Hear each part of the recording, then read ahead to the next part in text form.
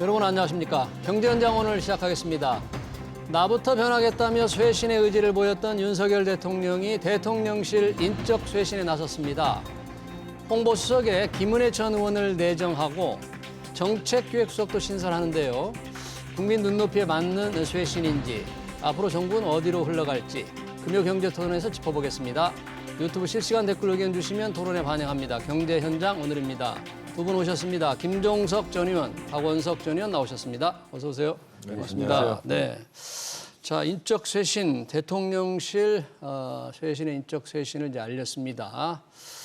100일, 시기적으로 지금이라도 해서 다행인지 아니면 조금 늦었는지 인적 쇄신의 폭은 크지 않을 것 같은데 박원석 의원님 좀 평가가 엇갈리는데 어떻게 보세요? 글쎄 늦었다고 볼 수는 없겠죠. 그동안에 인적 쇄신이 필요하다고 네. 여기저기서 어쨌든 제안이 나왔고 조언이 나왔고 아마 이제 대통령께서도 100일을 기점으로 인적 쇄신의 필요성을 공감을 하시는 것 같아요.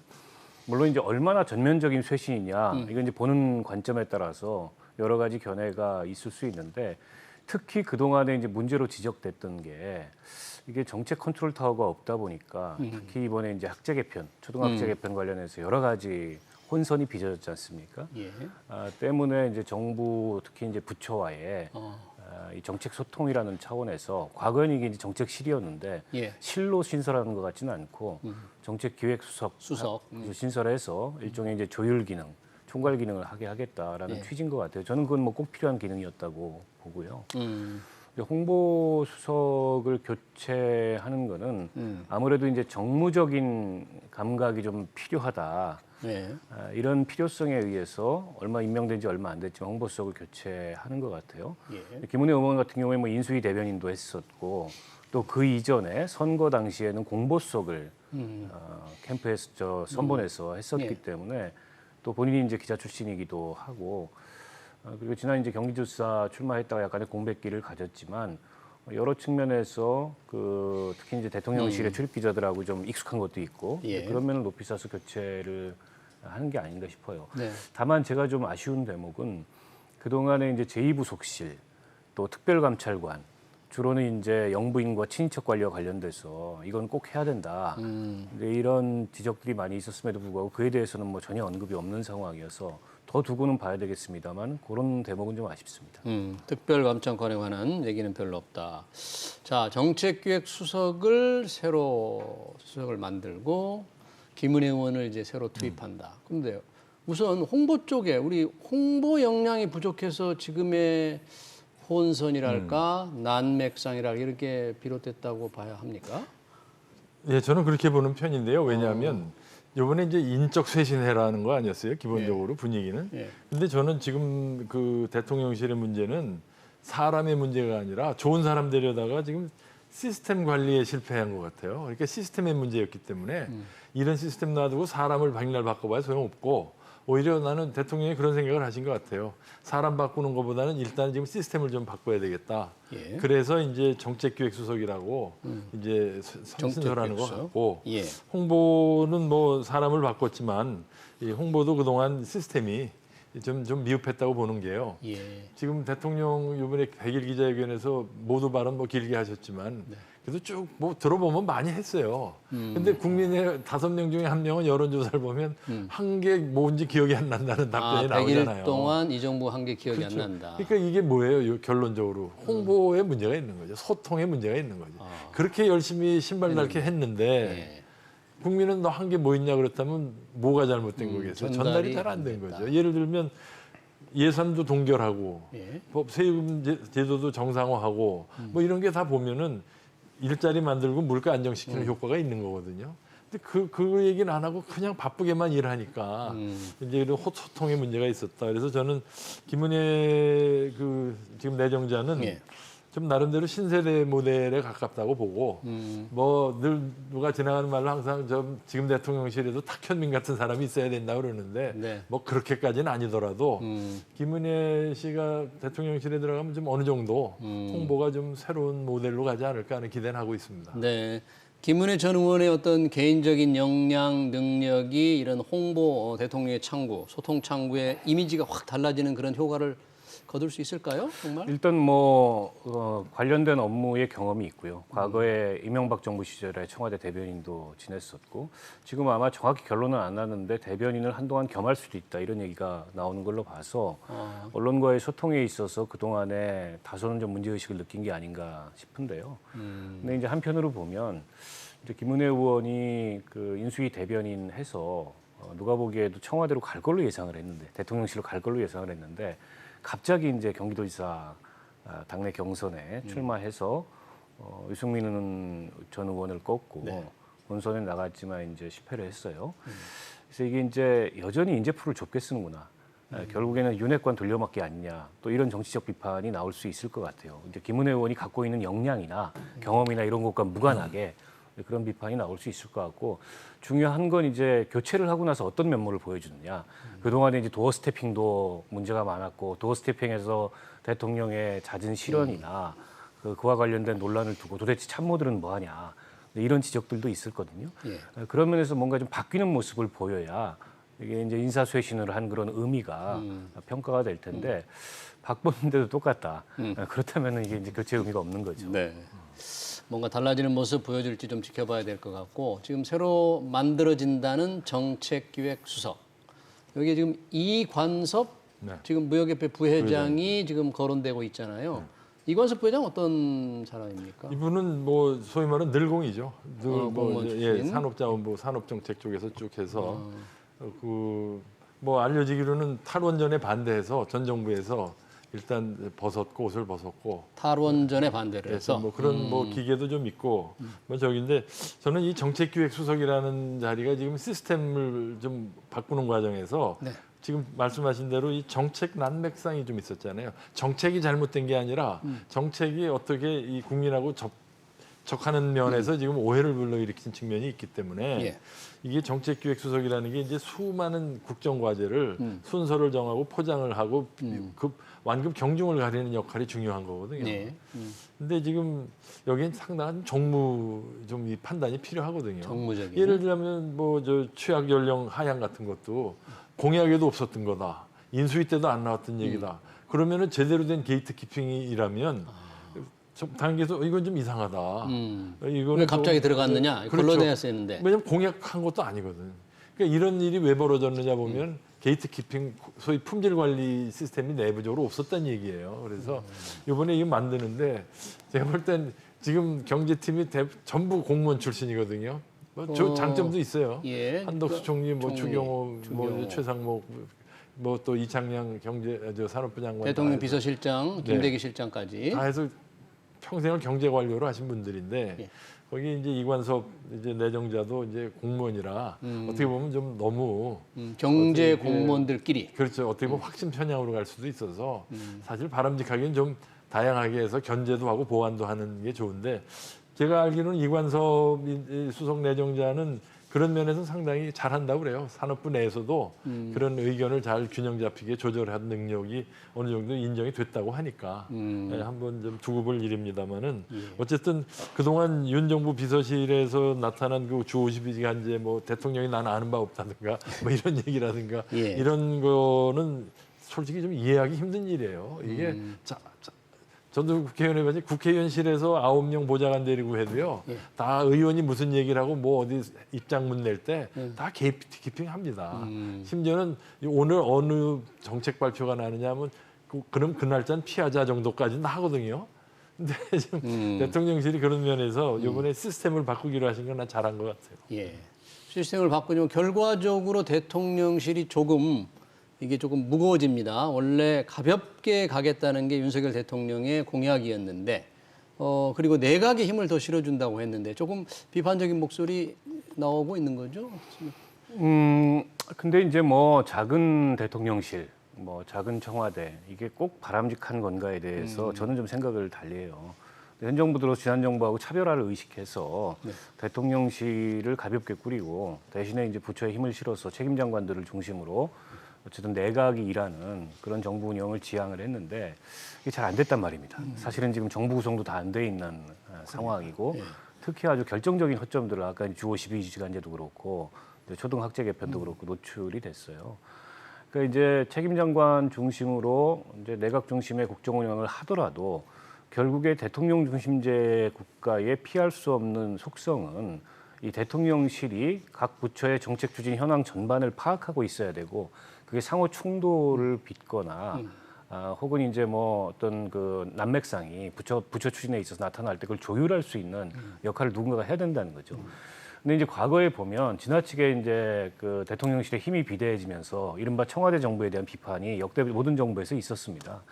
근데 이제 그거하고는 조금 달리 그 하더라도 어쨌든 대통령실의 그런 기능 자체를 두지 않음으로써 발생할 수 있는 문제는 저는 피하는 게 맞다고 보고. 그렇군요. 그래서 과거에 그 문재인 정부 말기에 2실 7수석 8수석 체제였던 걸로 기억을 하는데 예.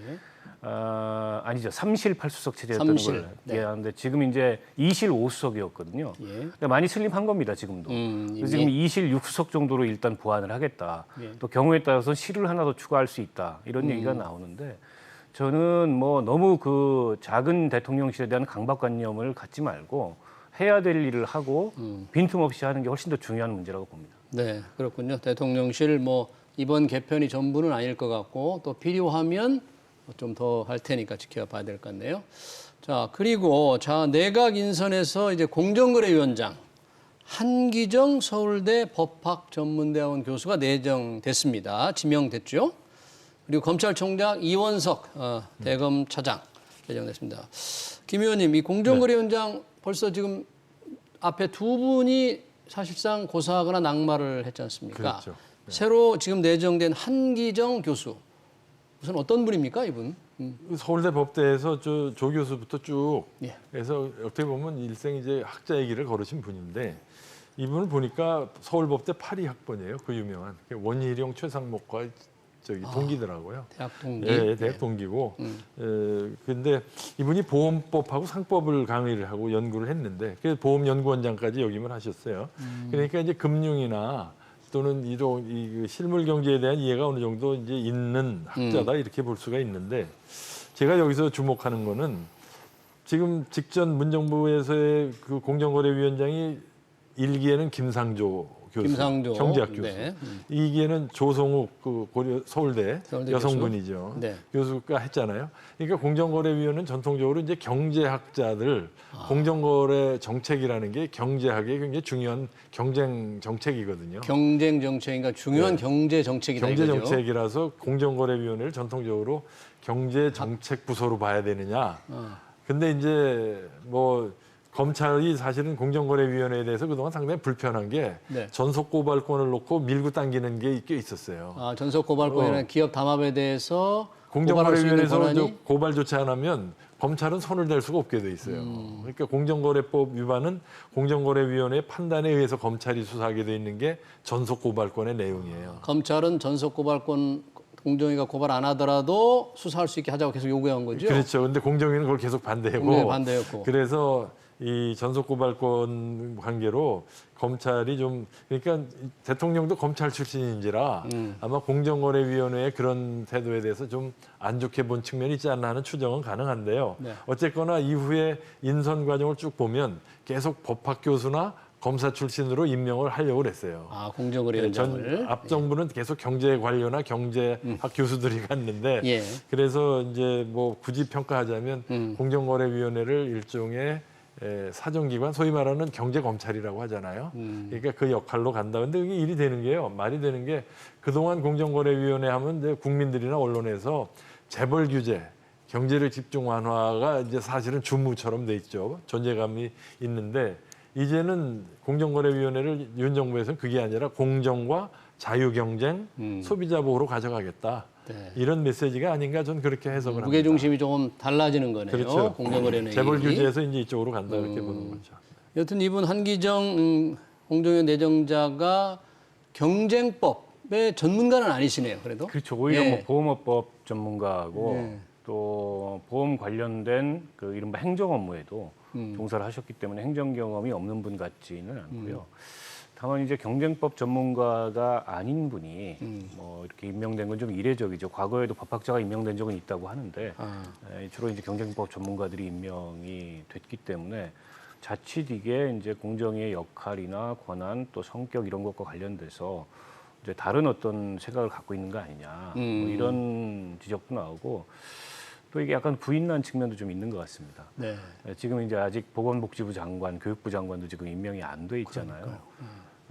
그런데다가 이제 현 정부 지지율이 굉장히 높고 이러면 모르겠는데 그것도 아닌 상황에서 여소야대 국회 청문회를 통과하기도 험난하고 그렇다 보니까 할 만한 분들이 많이 고사했다 이런 이제 뒷얘기들도 들려요.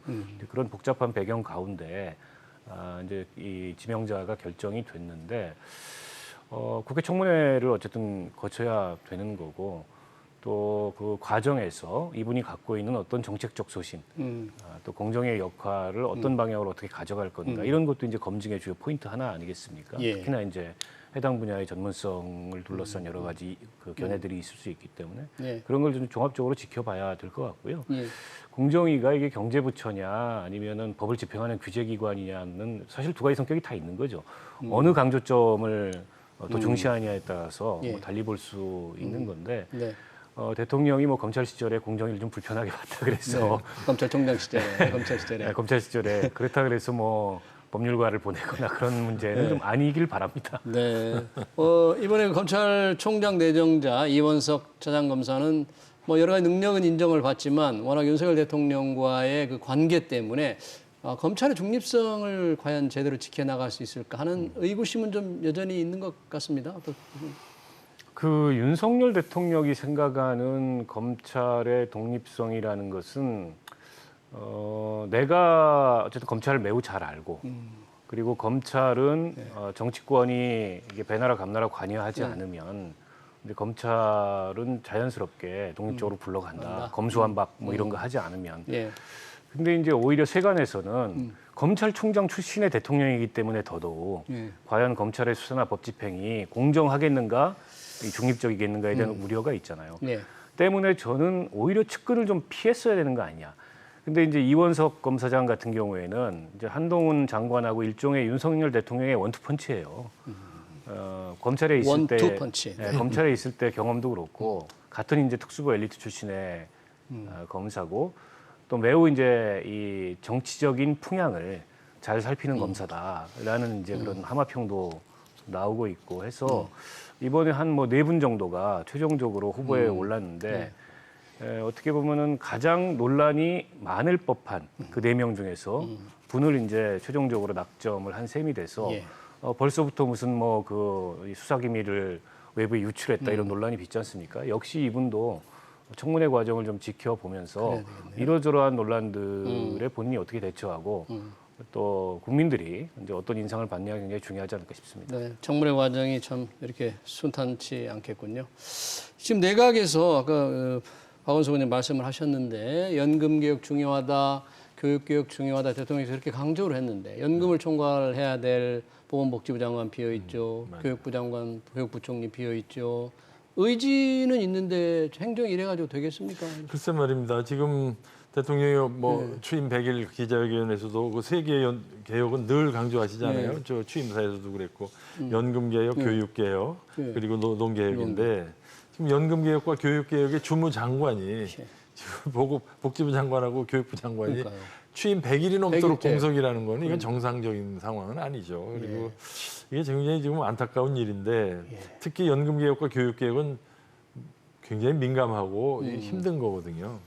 그런데 이게 어느 개혁이든지 말이죠. 규제 개혁도 그렇고 노동 개혁도 그렇고 뭐 모든 개혁이 이게 추진하는 정부가 국민의 지지를 바탕으로 탄력이 붙어야 되는데 지금 대통령의 국정 지지도가 좀 낮잖아요. 30% 그래도 이제 대라서. 20% 멈추고 조금 올라왔더라고요.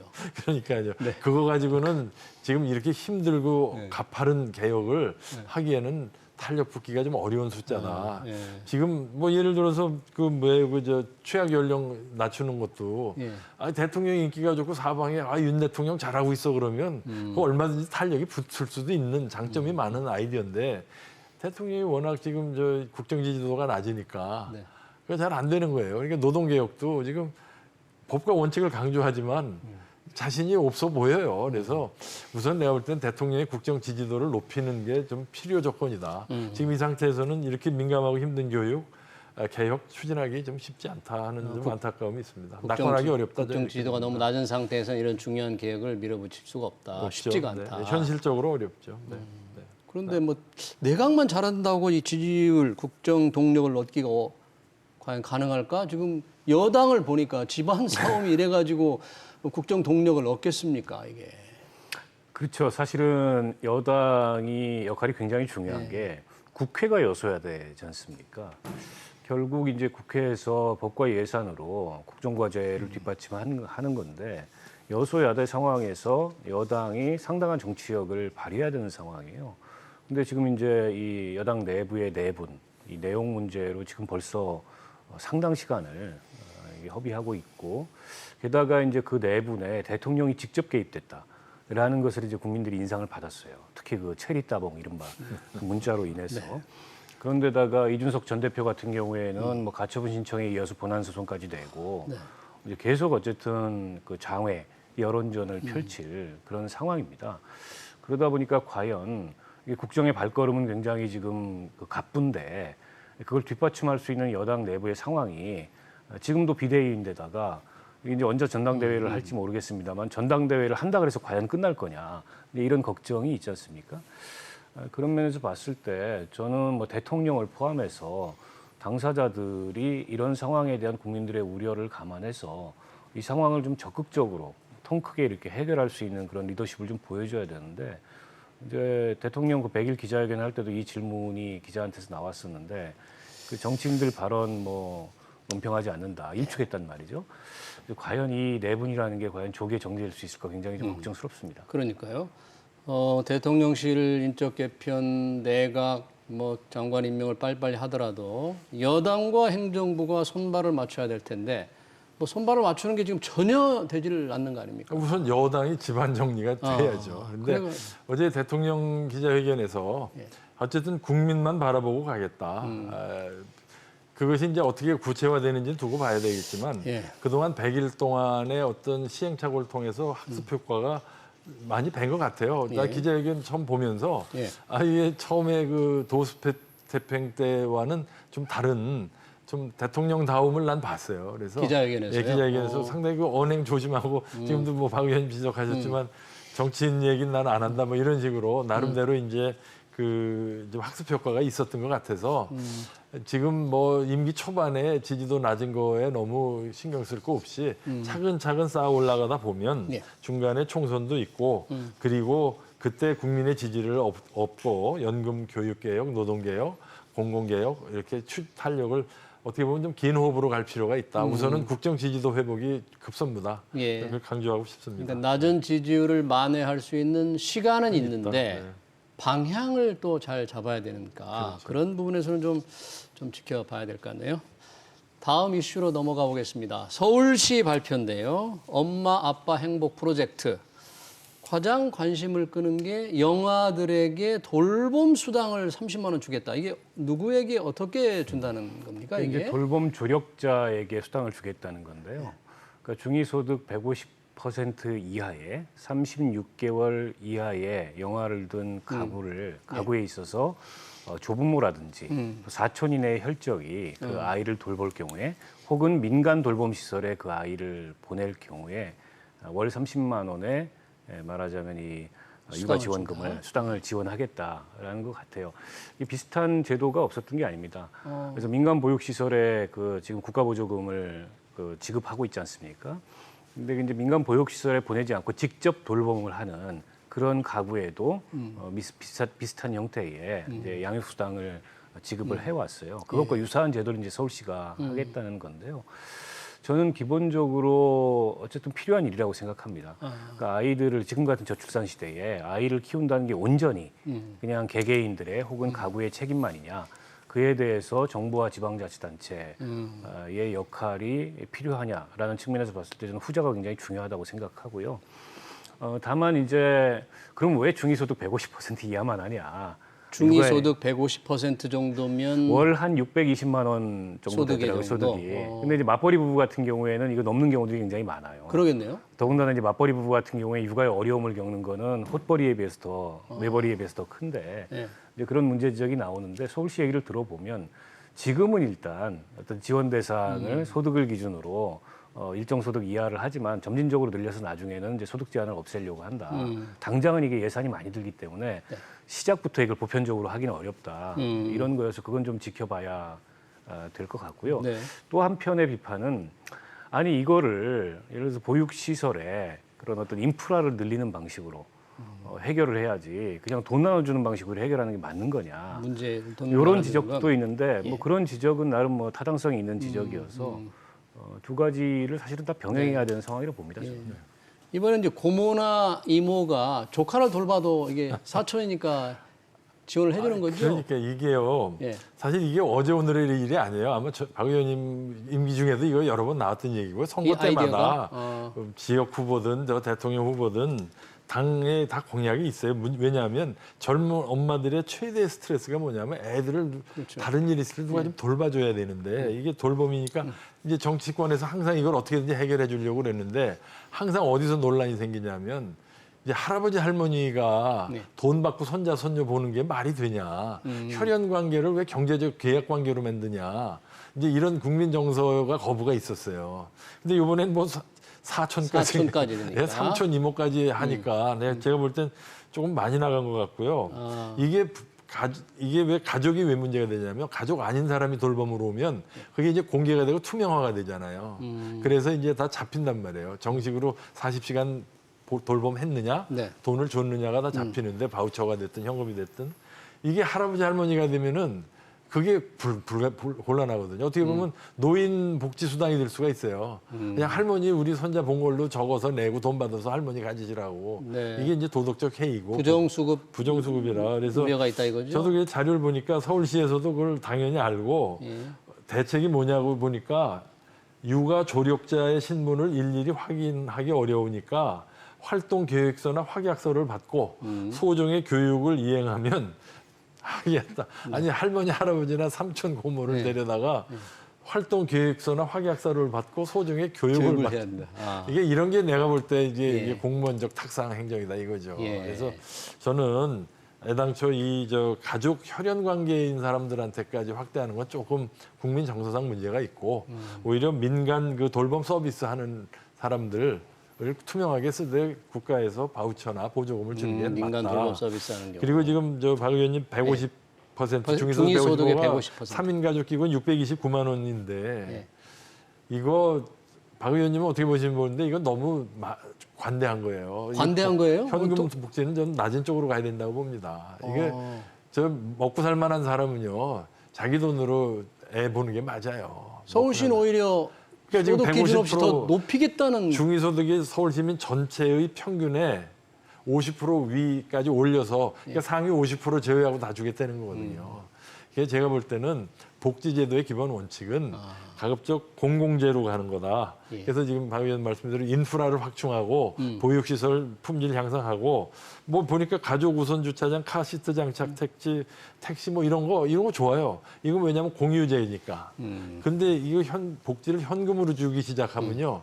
이게 항상 한계가 있어요. 그래서 이번에 그 공공 인프라라든가 공공재로 주는 거는 저는 오케이인데 서비스를 준다는 건 오케이인데 현금으로 주는 건 좀 자제해야 되지 않느냐 하는 생각을 합니다. 저는 서울시만 만약 이렇게 한다면 부산은 어떻고 다른 지방 지자체 간의 차별이 오히려 조금 문제되지 않을까.